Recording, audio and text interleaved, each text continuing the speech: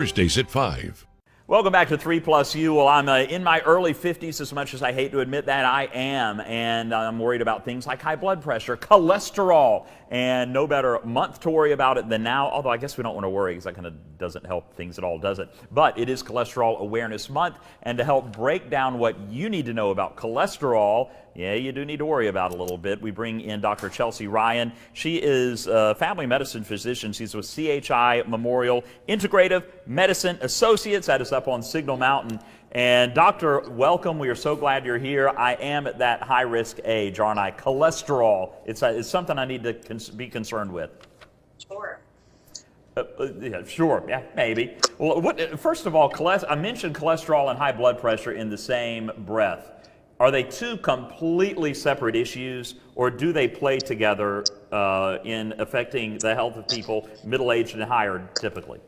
Yeah, so cholesterol and blood pressure both play a role in certain risks for certain diseases, heart attacks, strokes, things like that. So definitely work together, yes. So why do I care about high cholesterol? You mentioned that it can be a precursor to diseases and things of that nature. Is it something that do I need to have a cholesterol meter at home? What is high cholesterol?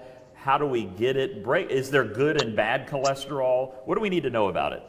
Exactly. So cholesterol is a waxy substance, and it occurs in the body naturally and made by the liver. It helps make cells in your body, but you can also get it from foods that you eat. And like you mentioned, there is healthy cholesterol. That's our HDL, so you can remember H for healthy. And LDL is our lousy cholesterol or a bad cholesterol. And you also have triglycerides, which is one of the ways that our body stores excess energy. And so ideally, you want your HDL, your healthy cholesterol, higher, your LDL or your lousy cholesterol lower, and your triglycerides lower. And that type of situation is going to decrease your chances for heart attack, stroke, things like that, because the lousy cholesterol builds up in your vessels, making them more narrow, less flexible, which, like I said, can increase your risk for stroke and heart attack because it builds up in those vessels, especially the ones leading to the brain and those leading to the heart. You don't need a cholesterol meter at home.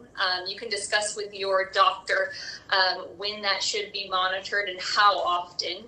So we usually recommend that the AHA recommends at 20 years old that you should start having some monitoring about years.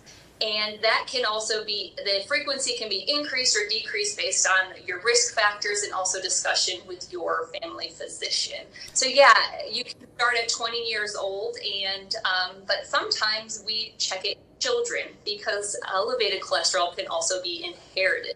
That's called familial hypercholesterolemia.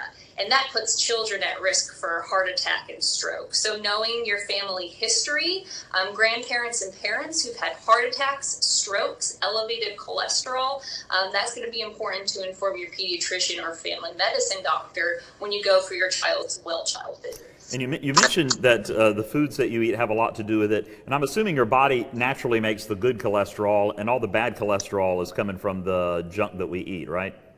A lot of the bad cholesterol does come from the foods that you eat, but healthy cholesterol comes from the foods that you eat as well. So salmon, avocado, those have healthy cholesterol in it. So you really want to make sure that you're eating healthy fats and decreasing, saturated trans fats, things like that. Your fried foods, your processed things like that you really kind of want to cut down on. And I've heard that, I know that there's, and I forget the name of the test, but there's a test that you can get concerning your heart where they can check either veins or arteries for plaque buildup. Is that plaque buildup, is that from the cholesterol, or is it a different thing that they're checking? Sure. So that is from it's multifactorial. So family risk, so knowing your family history, how you live life based on exercise. Are you exercising? What are you eating? And that's called a calcium score. And that is an image that can look at the vessels of the heart and kind of determine how much buildup you have on those vessels of your heart. So you're right about that. Yeah, and you mentioned exercise and being overweight.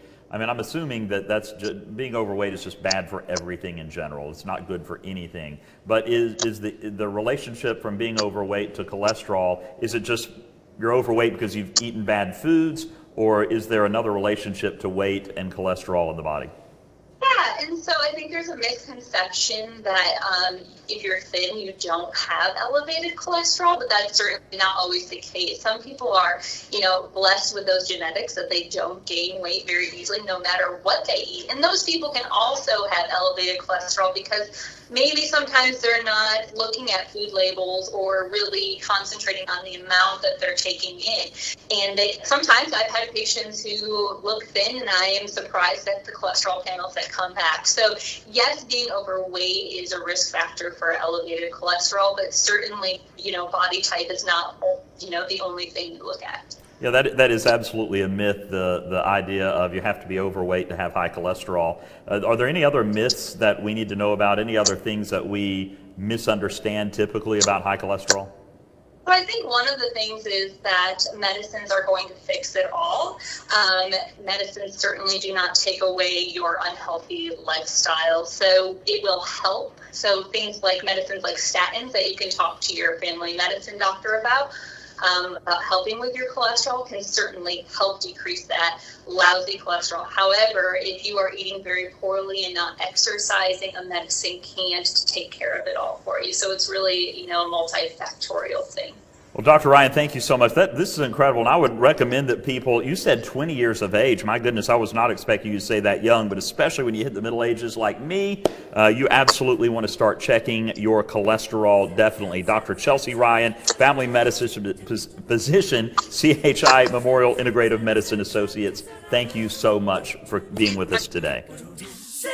CashNetUSA.com, man. I help when money's tight. If approved, you may get the money you need as soon as the same business